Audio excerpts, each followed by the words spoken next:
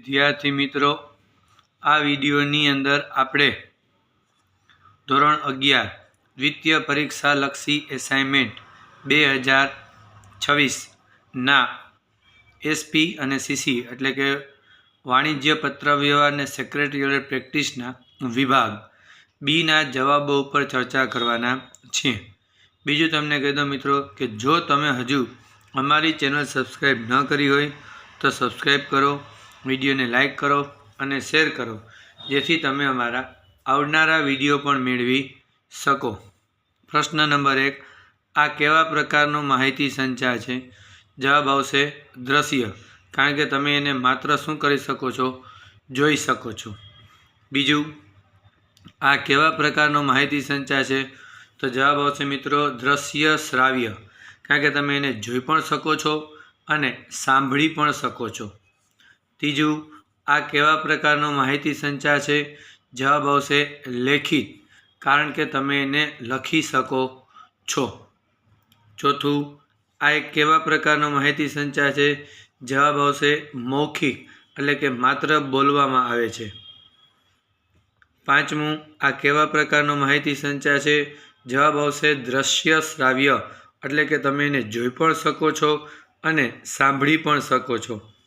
છઠ્ઠું, આ કેવા પ્રકારનો માહિતી સંચાર છે? જવાબ આવશે ઓનલી શ્રાવ્ય, એટલે કે તમે એને માત્ર જોઈ શકો છો. સાતમું, આ કેવા પ્રકારનો માહિતી સંચાર છે? જવાબ આવશે લેખિત, કારણ કે લખવામાં આવે છે એટલા માટે. આઠમું, આ કેવા પ્રકારનો માહિતી સંચાર છે? જવાબ આવશે દ્રશ્ય, કારણ કે તમે એને જોઈ શકો છો. નવમું, આ કેવા પ્રકારનો માહિતી સંચાર છે? જવાબ આવશે દ્રશ્ય. ઓકે મિત્રો, હવે આપણે જોશું પ્રકરણ 3, જેની અંદર પ્રશ્ન નંબર 1, ક્યારે વાચક પત્ર તરફ આકર્ષાય છે અને પત્રમાંની વિગત જાણવા ઉત્સુક બને છે? તો જો પત્રનું સુયોજિત રીતે આયોજન કરવામાં આવે તો વાચક પત્ર તરફ આકર્ષાય છે અને પત્રમાંની વિગત જાણવા ઉત્સુક બને છે. બીજું, કઈ ગુણવત્તાવાળા કાગળનો ઉપયોગ વાણિજ્ય પત્ર લેખન માટે કરવામાં આવે છે? જવાબ આવશે ઊંચી ગુણવત્તાવાળા કાગળનો ઉપયોગ વાણિજ્ય પત્ર લેખન માટે કરવામાં આવે છે. ત્રીજો પ્રશ્ન, ટાઈપ કરેલા પત્રથી મુખ્ય શો ફાયદો થાય? તો જવાબ આવશે ટાઈપ કરેલા પત્રથી પત્રને એક પ્રકારની ઉદાત્તતા અને ભવ્યતા મળે છે. ચોથું, કાગળમાં કેવા પ્રકારની જગ્યા છોડવાની પત્રને સુંદર દેખાવ મળે છે? તો કાગળમાં ચારે બાજુ પ્રમાણસર જગ્યા છોડવાથી પત્રને સુંદર દેખાવ મળે છે. પાંચમું, પત્રમાં કયા કારણસર કઈ બાજુનો હાંસિયો પહોળો રાખવામાં આવે છે?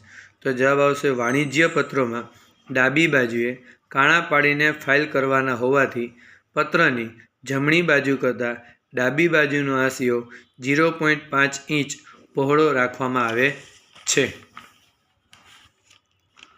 છઠ્ઠો પ્રશ્ન, સામાન્ય રીતે પત્રની ગડી વાળતા કઈ કઈ બાબતો ગણતરીમાં લેવી જોઈએ? તો જવાબ આવશે સામાન્ય રીતે પત્રની ગડી વાળતી વખતે કાગળનું કદ, પરબીડિયાનું કદ અને પત્રની સાથે કેટલા બિડાણ જોડવામાં આવ્યા છે વગેરે બાબતોને ગણતરીમાં લેવી જોઈએ. સાતમું, ક્યારે વાણિજ્યક પત્ર વ્યવહારમાં પરબીડિયું ખૂબ નાનું વાપરવું યોગ્ય ગણાય નહીં? તો જ્યારે વાણિજ્યક પત્ર વ્યવહારમાં પત્ર ઉપરાંત બિડાણ સ્વરૂપે એક કે વધુ કાગળો ઉમેરાતા હોય ત્યારે પરબીડિયું ખૂબ નાનું વાપરવું યોગ્ય ગણાય નહીં. આઠમું, ક્યારેક પરબીડિયાના પાછળના ભાગ ઉપર મોકલનારનું નામ સરનામું લખવામાં આવે છે? તો આમંત્રણ પત્રો કે સર્ક્યુલર જેવા પત્રો પરબીડિયામાં મોકલવામાં આવતા હોય તો પરબીડિયાના પાછળના ભાગ ઉપર મોકલનારનું નામ સરનામું લખવામાં આવે છે. નવમું, પરબીડિયાના મધ્ય ભાગમાં શું લખવામાં આવે છે? પરબીડિયાના મધ્ય ભાગમાં પત્ર મેળવનારનું નામ, સરનામું, સ્થળનું નામ, પિનકોડ તેમજ ટેલિફોન અને મોબાઈલ નંબર લખવામાં આવે છે. પ્રકરણ નંબર 6, એની અંદર પ્રશ્ન નંબર 1, વાણિજ્યક પત્રના સંદર્ભમાં ઓર્ડર રદ કરતો પત્ર એટલે શું? તો વાણિજ્ય પત્રોના સંદર્ભમાં ઓર્ડર રદ કરતો પત્ર એટલે માલ સામાન મોકલવાની વિનંતીને રદ કરતો પત્ર. આ પત્રોને અશોભનીય અને અનિચ્છનીય બાબતના પત્રો પણ ગણાવી શકાય છે. બીજું, ઓર્ડર આપતા પત્રના અંતમાં ગ્રાહકે કેવું વલણ બતાવવું જોઈએ? ઓર્ડર આપતા પત્રના અંતમાં ગ્રાહકે જો મોકલાવેલ માલસામાનની ગુણવત્તા સંતોષકારક હશે તો ભવિષ્યમાં મોટા ઓર્ડર આપીશું એવું વલણ બતાવવું જોઈએ. ત્રીજો, વર્તમાન સમયમાં ઓર્ડર આપતા પત્રમાં મંગાવવાના માલસામાનની વિગત કયા સ્વરૂપે દર્શાવાય છે? તો વર્તમાન સમયમાં ઓર્ડર આપતા પત્રમાં મંગાવવાના માલસામાનની વિગત કોષ્ટક સ્વરૂપે અથવા જે તે પેઢીના નિયત માળખા સ્વરૂપે છપાયેલ ઓર્ડર પત્રકમાં દર્શાવાય છે. ચોથું, ગ્રાહક જ્યારે વેચાણકર્તા દ્વારા મોકલેલ ઓર્ડર પત્રકનો ઉપયોગ કરીને ઓર્ડર મોકલે ત્યારે તેની સાથે શું મોકલવું જરૂરી છે? તો ગ્રાહક જ્યારે વેચાણકર્તા દ્વારા મોકલેલ ઓર્ડર પત્રકનો ઉપયોગ કરીને ઓર્ડર મોકલે ત્યારે તેની સાથે આવરણ પત્ર મોકલવું જરૂરી છે. પાંચમું, વેચાણકર્તા ક્યારે ઓર્ડર પત્રક બિડાણ સ્વરૂપે મોકલી આપે છે? તો જ્યારે ઓર્ડર પત્રકમાં વિગતો દર્શાવીને ઓર્ડર મોકલવાનો હોય ત્યારે વેચાણકર્તા પૂછપરછના પ્રત્યુત્તર આપતા પત્રની સાથે ઓર્ડર પત્રક બિડાણ સ્વરૂપે મોકલી આપે છે. છઠ્ઠું, ઓર્ડર પત્રકમાં સામાન્ય રીતે કઈ કઈ વિગતોનો સમાવેશ કરવામાં આવે છે? ઓર્ડર પત્રકમાં સામાન્ય રીતે માલસામાનનો જથ્થો, ગુણવત્તા, બ્રાન્ડ, ભાવ, વેપારી શરતો, પેકિંગ, વહનનું માધ્યમ, માલ પ્રાપ્ત કરવાની તારીખ વગેરે જેવી વિગતોનો સમાવેશ કરવામાં આવે છે. સાતમું, નાણાંની લેવડ દેવડ બેંક દ્વારા થતી હોય ત્યારે વેચાણકર્તાની ફરજ જણાવો. તો નાણાંની લેવડ દેવડ બેંક દ્વારા થતી હોય ત્યારે વેચાણકર્તા બેંકમાં બિલ કે ભરતીયું રજૂ કરી ગ્રાહકને તે અંગેની જાણ કરે છે. આઠમું, ઓર્ડરના અમલના પત્રનું કાયદાકીય રીતે કેવું અર્થઘટન કરી શકાય? તો ઓર્ડરના અમલનો પત્ર કાયદાકીય રીતે ઓર્ડર આપતા પત્રમાં ગ્રાહકે રજૂ કરેલ બાબતો સ્વીકારી વેચાણકર્તા તે મુજબનો ઓર્ડર અમલ કરે છે એમ કહી શકાય. નવમો,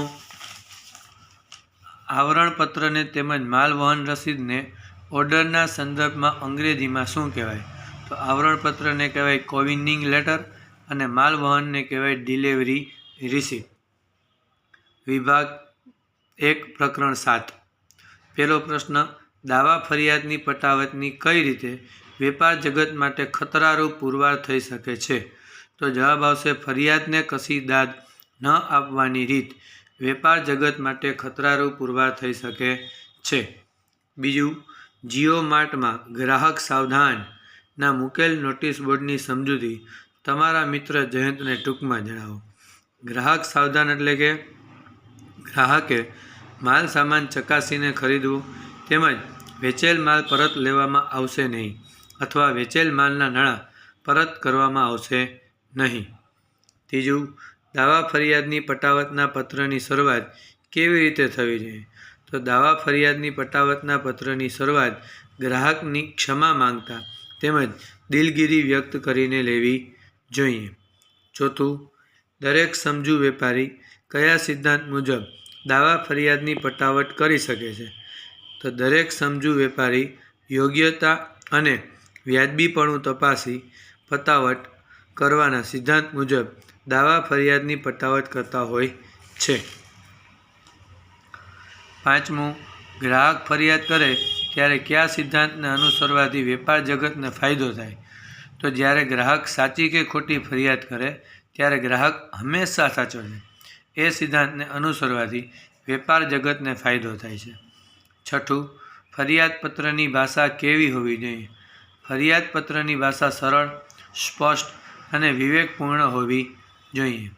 સાતમું, ઓર્ડરમાં દર્શાવેલ માલસામાન કરતાં તદ્દન જુદી જ જાતનો માલસામાન વેપારી મોકલી આપે ત્યારે ગ્રાહકે શું કરવું જોઈએ?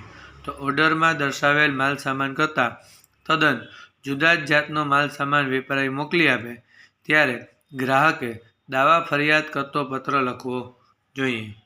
8મું, થોડા વર્ષો પહેલાં દાવાઓ અને ફરિયાદોને કેવી માનવામાં આવતી હતી?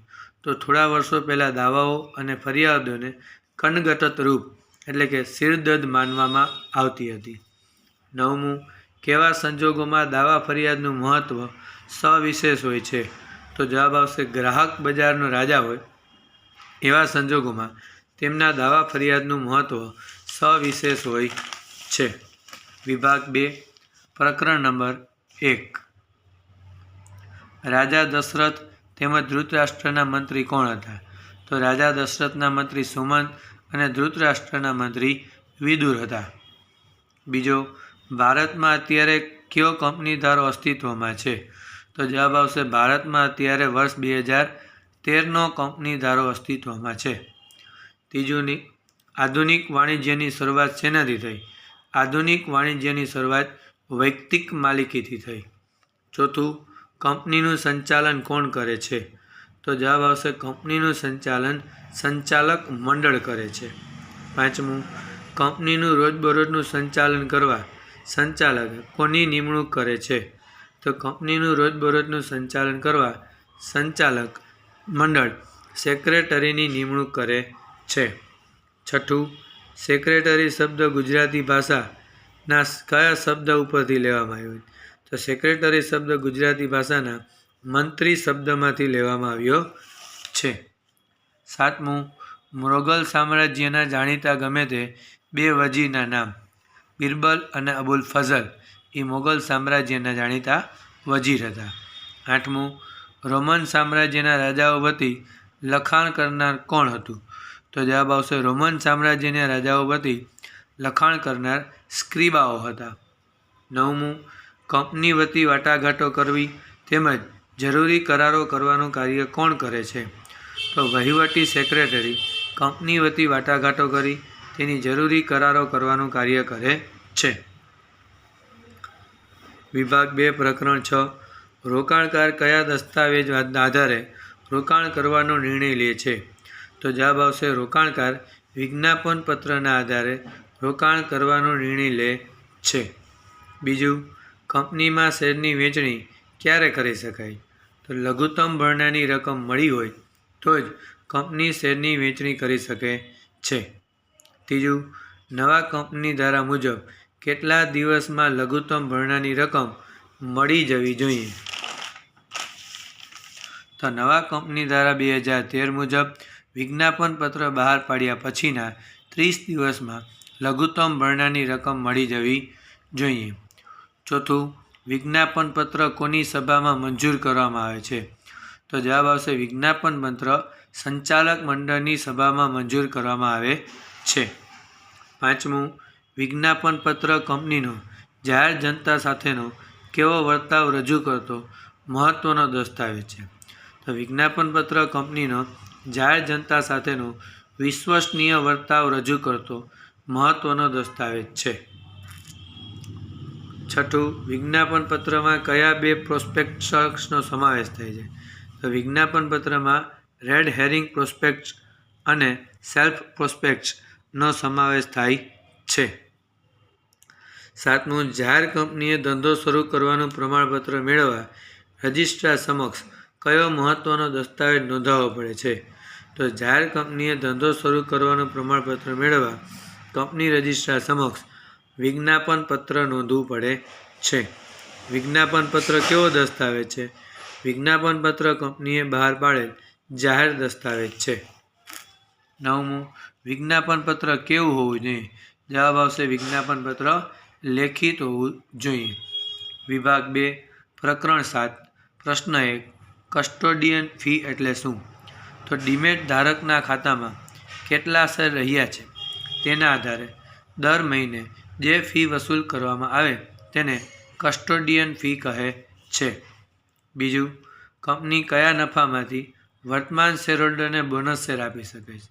તો કંપની તેના એકત્ર થયેલા નફામાંથી કોઈપણ અવેજ વગર તેના વર્તમાન શેરહોલ્ડરને બોનસ શેર આપી શકે છે.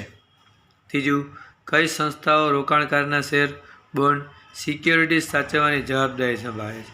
જવાબ આવશે NSDL અને CDSL રોકાણકારના શેર, બોન્ડ કે સિક્યોરિટીઝ સાચવવાની જવાબદારી સંભાળે છે.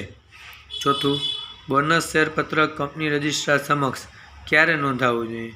તો બોનસ શેર બહાર પાડ્યા પછી 1 માસમાં બોનસ શેર પત્રક કંપની રજિસ્ટ્રાર સમક્ષ નોંધાવવું જોઈએ. પાંચમું, બોનસ શેર બહાર પાડવાની સત્તા શેમાં હોવી જોઈએ?